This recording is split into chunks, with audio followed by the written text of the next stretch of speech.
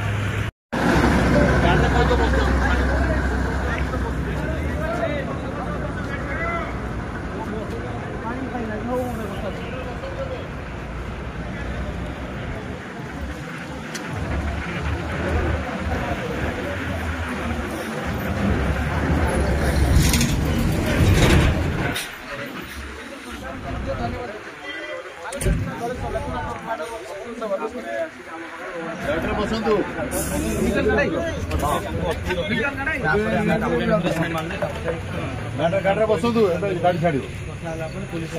start करो